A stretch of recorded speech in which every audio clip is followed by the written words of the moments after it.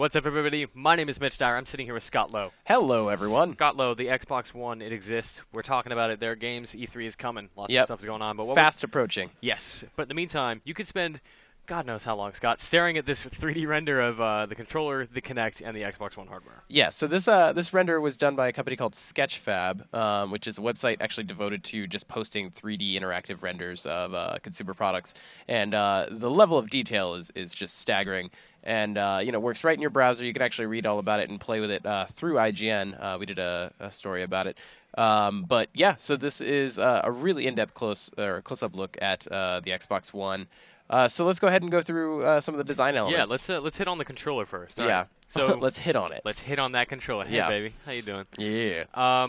So yeah, you get a really good look at even the finish of the controller here, right? Like, look at that texture. Like, that's fairly accurate. Yeah, the level of detail is surprisingly good. I mean, obviously, this is done by a third party. It's not by Microsoft, so I mean, it's really just sort of based on like whatever specs or images that Microsoft released. But having seen it up close and personal, having played with it, we can attest to the accuracy here. Yeah. So on the back here, you can see the removable battery pack, which will. So I am in the Xbox.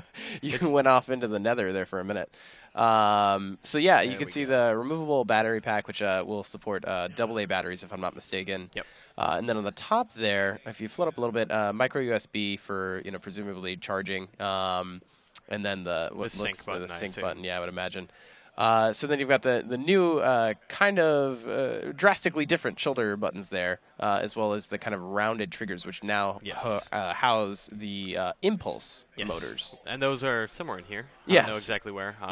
You get to look at the bumpers here. Like, this is a way better way of getting a look at the controller and getting an understanding of how it feels. Yeah. Because you can see, like, that bumper is significantly longer than the Xbox 360 bumper. Triggers don't sink down nearly as deeply, and it just gives you a good sense of what this controller might feel like. Well, and what I also liked about it, having gone hands-on with it, was just, like, how you could seamlessly move from, like, the bumpers to the triggers easily. Yeah. So you can, with this tool that Sketchfab has made, it's actually really, really interesting what you can do with it. You can go into wireframes. Get all the different colors of the wireframes. The glowing button, one of the biggest questions when we got, when it was first announced was, is that actually a button that you could touch? And, it's not really evident here, but yes, it is. Obviously, the render doesn't really encompass the doesn't let it pop out as much. But yeah, that is it's a button. It's not as, apparent as the guide button, but it's there. It's a thing you press. That's how you summon your dashboard. Yeah, and so for the buttons in the middle, that was a big point of another big question for a lot of people.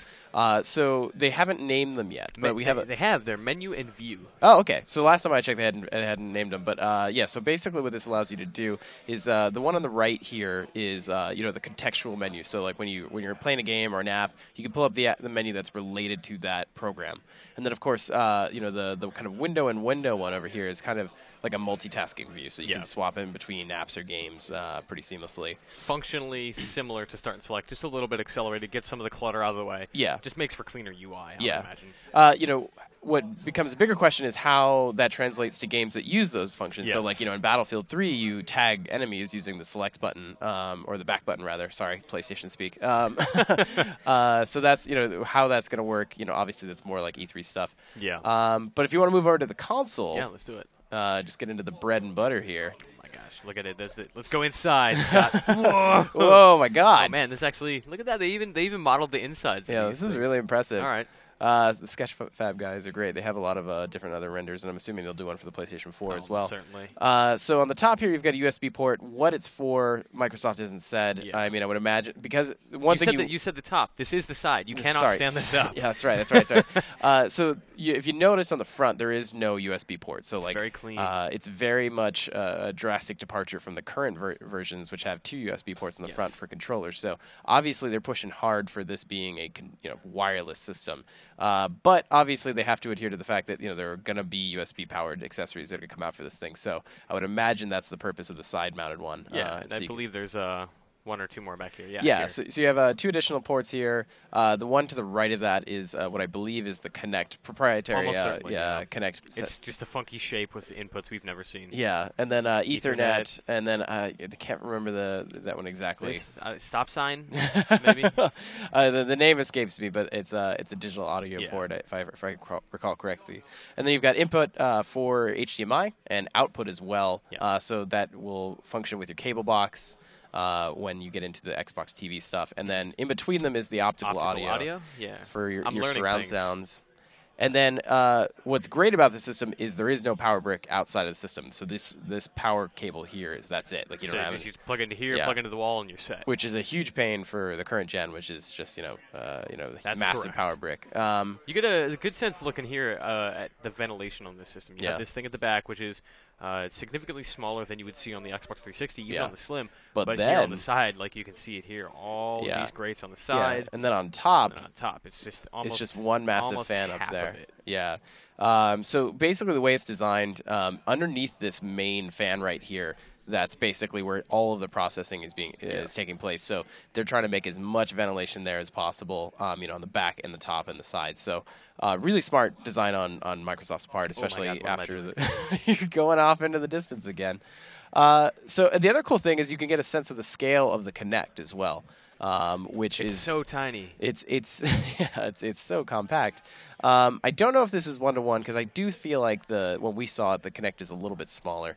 But you could still get a sense of like how it's much boxier than the current generation, which has a kind of a more sharper angles. It doesn't wing out over the edge of your console. All that stuff. Yeah, so you have this, audio multi-array of microphones on the bottom here, that kind of like grating, on the bottom there. Guy. Yeah, so that, and then of course, there's the lens, and then hidden beneath the paneling is like a lot of like kind of the IR sensors and whatnot. So things that are watching you, man. Yeah, watching you, even when you think it's not watching you. And then interestingly on the back, I don't think we really got to look at this at the event, but there's a vent on the back. Yes, sir. To keep whatever internal processing is, kind of nice and cool so that it doesn't overheat. It's crazy that Kinect needs its own fan. Yeah, this is high-tech stuff, man. Yeah. So yeah, this is pretty much the long and short of the system. Yeah, if you want to check this out, like I said, there's you can go to Sketchfab and find it. But if you're on IGN, you might as well just pop right over to our article rather, and check out our kind of interactive kind of hands-on right in there. So you can just do it right in with your browser, as Mitch is so eloquently doing right now. I came prepared today, Scott. Yeah, you did. So yeah, this is the Xbox One. We're going to see a lot more of it in a couple of days here, a couple of weeks at E3. We'll be doing a exhaustive hands-on coverage certainly when the time comes, and of course, where should people go for Xbox-related coverage? It's my favorite website in the world, Scott. Reddit? IGN. Oh, I was close. All right, thank you guys.